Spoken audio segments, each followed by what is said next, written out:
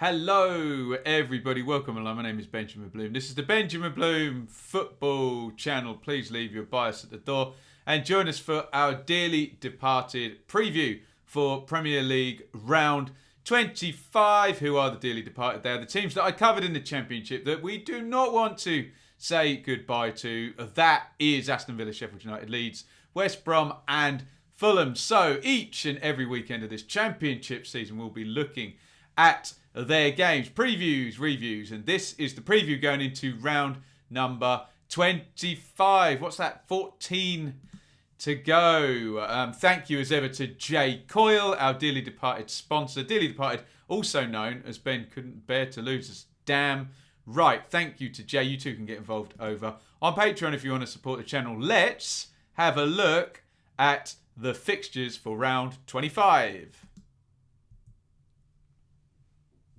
And there they are. And we go early this game week because the Friday night is music night. No, it's football night. Wolves versus Leeds is tonight. Hence, we're pushing the show out. It's been on Saturday mornings the past couple of weeks. But Wolves versus Leeds tonight, 8 p.m. I will not be watching along. We're doing Watford and Derby on the Championship channel. If there is a big story in this game, I will be on it early on Saturday morning. Don't you worry about that. If it's 0-0, maybe you won't hear from me until the end of the week. Southampton v Chelsea, we're not really bothered about, but we are very much bothered about Burnley versus West Brom. Burnley played Fulham in the midweek. They are seemingly interconnected with the dearly departed, and that's a 3 p.m. Saturday game. So if you join us on the Saturday Super Stream tomorrow, we'll be following along with that. Liverpool versus Everton. And then late on Saturday night, Fulham versus Sheffield United is a dearly departed derby. Woof. West Ham Spurs is the first game on Sunday. And then our final dearly departed game, of course, there's only 4 because of the fact that Fulham and Sheffield United are playing one another, is Aston Villa versus Leicester City. What should we call that? The Brian Little derby. I'm sure someone can think me a better player. What do I think of Ricardo Skimica? The first one that came off the top of my head. There we go. Played for both. Arsenal, Manchester City, Manchester United, Newcastle United, Brighton versus Palace in the weird M23 Gatwick Crawley derby. That rivalry they have. Anyway, as ever, we're going to go through each of our fixtures. Only 4 of them. We'll start with the team highest in the league, which is Aston Villa. And you can get your predictions in via the comments. Here we go then. So first up is Aston Villa versus Leicester. The dearly departed have done all right against Leicester. And unless I'm misremembering, Aston Villa won the return, didn't they, of this one? They won this one 1-0. Leeds beat Leicester recently. And Fulham have beaten Leicester this season as well. Cause for optimism? We hope so with our dearly departed hats on. Leicester, we'll look at the table first, up in the right-hand corner there. Leicester are third, 7 points in 3. And other than that Leeds defeat, then they've done 7 points in 3 before that as well. So it's 14 points in 7. It's 2 points per game across 7 games, which is decent, isn't it? And that's why Leicester City are in 3rd place in the Premier League. And, I mean, look up there. Everyone's played 24 games up there. They're well worthy. 4 points clear of 4th. So this is a decent team. And Jamie Vardy has now returned also for Leicester. He scored in the win against Liverpool last week. Villa in 8th. Nice. Above Spurs and Arsenal as well. I'm sure Villa fans would have taken that. Look at the 4 teams around them. Liverpool and Everton directly above. Spurs and Arsenal behind. Properly back in the big time now, Aston Villa. Looking at those Leicester recent results, who have they beaten? Southampton, Chelsea, Fulham and Liverpool. They've lost only to Leeds in the last 7, but drawn with Everton and Wolves. As we said, big picture, Villa looking very, very good. I heard the first rumbles of discontent recently, just in respects of the team had been so settled. It seemed that everything other than the front right position with whether it's El Ghazi or Traore. I suppose Traore got the shirt, hadn't he? Or Trezeguet. That was all sorted. But I'm hearing that Ross Barkley hasn't been that great since returning from injury. So whether there's a reconfiguration up the top there, I don't know. I mean, you could stick Grealish in the 10. You could. This is the thing with a 4-2-3-1. It's almost sort of so narrow, and the idea to get inverted anyway, you really switch those players around fairly easily, can't you? So we'll see what Smith comes up with, whether he sticks with Barkley, who I'm sure is on a nice old contribution to his salary on loan from Chelsea as well. So not that should be any reason why you stick someone in the team. But otherwise, we'd expect things to be looking fairly like the last game. Martinez, he was brilliant, wasn't he, against Brighton? Cash Ming's target, Louise McGinn. We have seen Nakamba come into those positions. I mean, that's something you could do as well, isn't it? Is play Nakamba and Louise. Stick John McGinn further forward. It doesn't have to be a number 10 or a number 8. And just reconfigure it like that if you are not happy with Barkley, who was really good earlier in the season. Looking at Villa's recent form, their defeats against Man City, Burnley, that was an irritating one, wasn't it? Where they really should have got something. And the West Ham one there at home. Wins against Arsenal and Southampton and Newcastle, all to 0. And you can see 4 clean sheets in the last 6 games, with Martinez playing well and Konsa and Mings in front. The question is, obviously for this video, can they stop Leicester City? And it's going to be a tricky one, isn't it? I think if you said to Villa, you take 4 points off Leicester across the 2 games, they'd be perfectly happy. Well, you tell me in the comments if you're a Villa fan. Happy with a draw in this one, given that you won the away game and you're taking 4 points across the 2 games? That sounds decent enough to me. It's just, we know what the threats are with Leicester. They're well organised. They are without James Justin and Fofana at the back. I think a few players out, but Maddison's there and Vardy's there and Barnes is there. So it's got some really good players, haven't they? Sorry, dry throat. Plus, I need some caffeine to propel me through this broadcast. Draw. I think it's going to be a draw. I'm hoping it's going to be a draw because I don't want Leicester to turn up there and get the victory. Let me know what you think in the comments. I'm going to go for a draw between Villa and Leicester. Next up, as we mentioned, the early game of the weekend is Wolves versus Leeds on the Friday night. And we should first say commiserations and condolences to, obviously, Calvin Phillips.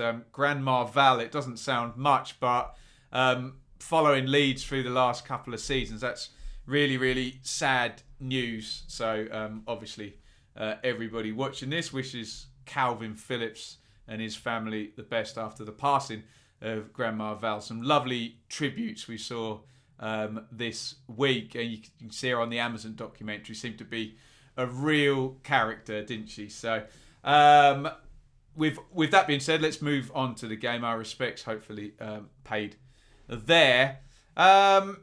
So, Leeds last time out wasn't great, was it? It was 4-2. Lots of caveats because Meslier didn't play well in goal, did he? And I think perhaps things would have been a bit closer if he'd played a little bit better. He hasn't played badly very often, but it was just one of those games. Conceded the penalty, didn't he? Couple of goals maybe on the near post as well. And then with it being what it is, where you 2 goals come back in a second, you do start to say, oh, would this have been closer? Obviously, that doesn't reflect the fact Arsenal may have relaxed up a bit at 4-0 up, as most teams do. Just look at the Leeds team first. It was a bit of a weird selection, wasn't it, from Bielsa, in respects that he could, and we discussed this, didn't we? So he put Shackleton at right back and Struijk at central midfield, when really put Ayling at right back, Struijk at centre back, Shackleton at central midfield, or Click in the deep line position, Shackleton further forward. Just felt like with that configuration, I suspect when Arteta got the team sheet, although I'm sure they spy on the warm-ups and stuff, don't they? Try and figure out. He would have suspected it would have been Struijk at centre-back and Shackleton in midfield. But, hey, in Bielsa they trust. Just felt a bit of an odd one. I don't know the status of Rodrigo, Phillips, and Llorente and Koch. I think the centre-backs certainly are going to be a long way off or not ready for sure. Phillips, I'm not certain on. I'm sure Phillips and Rodrigo are closer. So, again, it's going to look something like that in the last game unless people are coming back. Obviously, Phillips is the kind of the key player, isn't he? As soon as he comes back in there, then do you put Struijk into centre-back and release Ailing over to the right-hand side? It would seem that a little bit of balance could be retained. Ailing gets really well forward down that right-hand side. But again, I'll repeat, having that fulcrum in the middle, that deep-line playmaker that everything circulates around is key. And Phillips returning would fix that. Rodrigo may come back in. We know what Bielsa's like with changing teams. It's often they come back to the bench and the team that played last time kind of keeps going until necessity says otherwise. In terms of Wolves, they're one place below Leeds in the table. 7 points in the last 3. That will do you, won't it? And 8 points in the last 5. So a little bit of a rise up in that respect. I mean, you can see Southampton losing 5 straight, Palace 2 straight. Those results were against Southampton, wins against Southampton and Arsenal, a draw against Leicester. Prior to that, it had only been 1 point in the previous 4 games. So a little bit up and down, Wolves, aren't they? I remember we did a watch-along of the first game. It was Leeds 0, Wolves 1, wasn't it? Wolves' season changed as soon as Jimenez got that horrible head injury. Did he crack his skull or fracture his skull or something horrible like that? And real key player for Wolves, kind of just the cherry on the top of their well-organised Nuno team. So it's been a bit different since he's been out. I guess a lot of this depends on Leeds players sort of returning, doesn't it? So it's a difficult one to call. Wolves are good without the ball. They're good defensively. They'll happily sit back and give Leeds the ball. I mean, Leeds will play the same way whoever's in the team. You just think they'd have a far greater chance with one or both of Rodrigo and Phillips than without them. So I'm going to kind of sit on the fence a little bit with my prediction and say if one or both of those players start, I think Leeds can get something. If not, I'm a bit concerned, to be honest. I think Wolves could sit in there and at least grind out a draw. Hard one to call this. I'll give you a prediction because I always give you a prediction. I'll just roll with the draw. I'm not quite sure where Leeds are at with the injuries at the moment and what's going to happen coming back. So we'll call it a draw. Wolves and Leeds together in the table there, 11th and 12th. And let me know your thoughts in the comments. Bit of a tricky one for me to call this one. Wolves versus Leeds. Fulham versus Sheffield United is a dearly departed derby game. So a lot of info on the screen there because we normally only have to deal with one team. We're going to deal with 2 teams here. First of all, there is the bottom of the table. You can see in the left-hand side there, Sheffield United still bottom, but they have shown a bit more of an upward trend than, Fulham and West Brom of late, actually picking up some wins, maybe buoyed by some FA Cup performances in there. Fulham, I mean, if you look at that last 5 games, have picked up 6 points across the 5 games. It's just been the paucity of wins, although kind of heroic one at Everton makes a difference. So it is a little bit of a case of both teams at the same time looking probably more viable than they have in most of the rest of the season, I would suggest. They kind of come at each other at the wrong time, and you wonder whether those upward trends will each cancel the other out, and who's trending upwards in the best way. Let's look at Fulham then. Last 1, 2, 3, 4, 5, 6, 7 on there. There's quite a few clean sheets in there for a team who's in the bottom three. 1, 2, 3 clean sheets in the 7 games. Only 2 defeats in there, but I suppose the problem all the way round with Fulham has been the lack of wins. That's the team that played last time, and Josh Maja comes in up top, obviously, after he scored 2 at Everton. Otherwise, similar names than we're used to. It's almost like he's now gone to a back 4 so he can fit all of Reed, Lookman, Loftus-Cheek, Bobby Reed that is, Lookman and Loftus-Cheek in. He wants his speedy players, doesn't he? His dribblers, his people who can move the ball and carry the ball. And in the other system with 3 at the back, you have your 1-4. You can only play 2 of those players. So it seems to have gone to a back 4 for that reason. Although they are pretty tight at the back, aren't they? In terms of Sheffield United, I mean, 2 straight defeats there against West Ham and against Chelsea. But they have got 3 wins. And I mean, if you wind back before that first one, you know, they would have bitten your hand off, to use that horrible cliche. I don't even know why we say that in football. It's horrible, isn't it? But they would have really liked to have had 3 wins in 5. And we were sort of saying that would be the only thing that could get them anywhere near. Still going with the 3 at the back, Ramsdale, Basham, Egan, Ampadu. Their little injury sign against Egan there. Hopefully he's okay. Stevens returned. Bogle. Problem with Flex. So Osborne went in there with Nord and Lundstrom. Berger still not around. Sharp and McGoldrick, you don't know. It's almost like he's got his experienced guys, McGoldrick and Sharp, and he's got his inexperienced guys, McBurney and Brewster and Burke, still not settling on a permanent front 2 out of any of those. It's another tricky one to call, isn't it? What we don't want is the unhelpful draw, which helps nobody. Sheffield United, are they robust enough to go and maybe keep a clean sheet and see it out? It just feels a little bit like Newcastle was a win against 10 men, wasn't it? Manchester United one was a bit of a strange one. And then they beat West Brom, obviously, didn't they, in another dearly departed game. Are they robust enough to keep Fulham out? Are either side going to commit enough, or are we going to get the unhelpful draw? Do you know, I think it might go Fulham's way. I'm just struggling to figure out who's trending upwards at a higher rate, who's going to get this one. I think I'm going to go with the home team. Sorry, Blade stands. I'm going to go for Fulham in this one.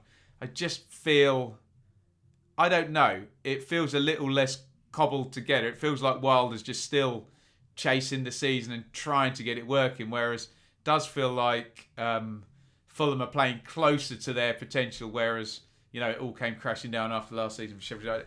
I don't know. I'm struggling with my reasoning on this one, but I'll go for a Fulham home win. You let me know what you think down there in the comments.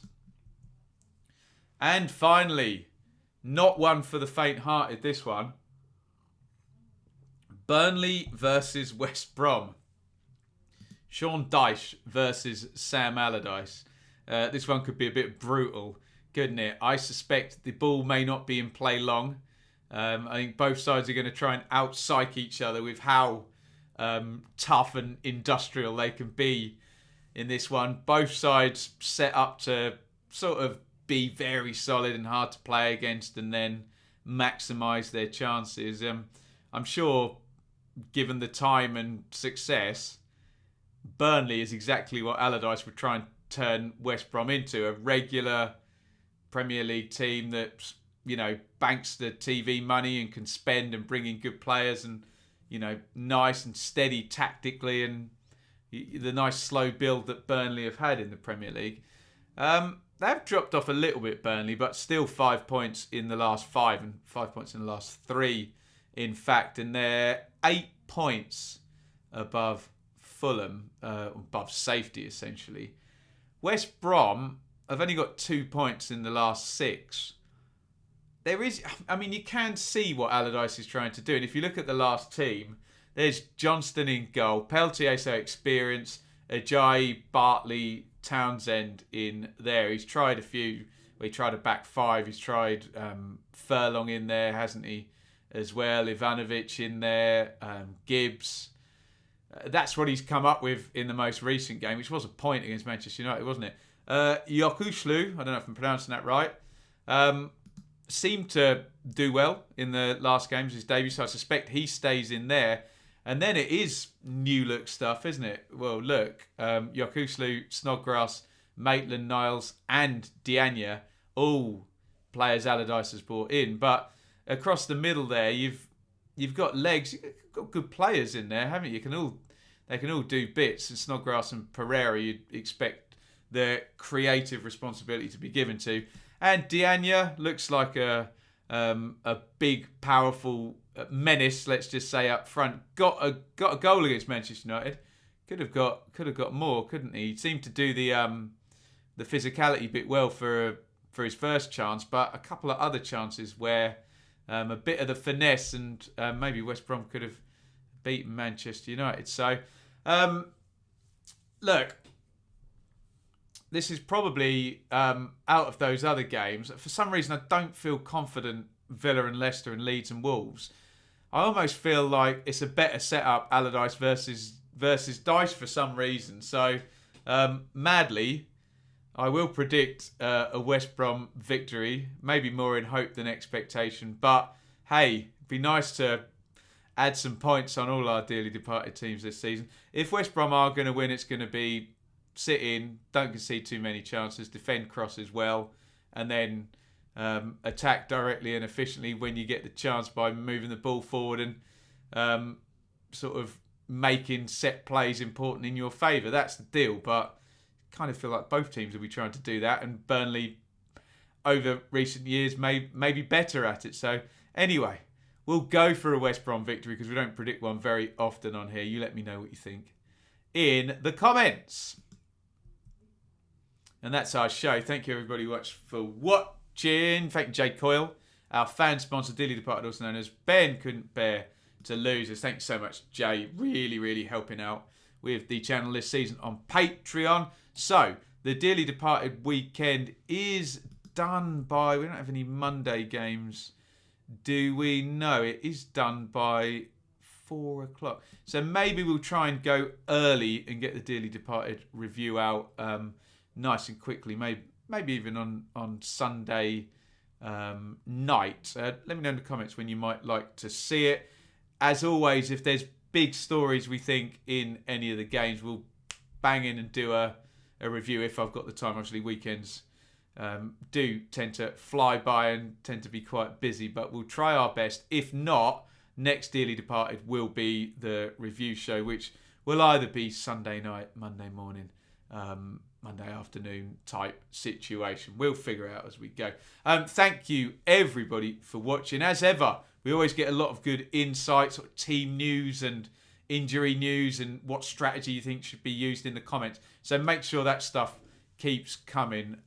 Really, really helpful for the debate and for my own knowledge. I do read all the comments, even though I don't reply to all of them. I'd be here all day. But with all of that being said, thank you everybody for watching, and let's have a good Dearly Departed weekend, and hopefully some points across those 4 games. We're guaranteed some with the Dearly Departed derby, aren't we? Right. Thank you everybody for watching, and it's over and out from me.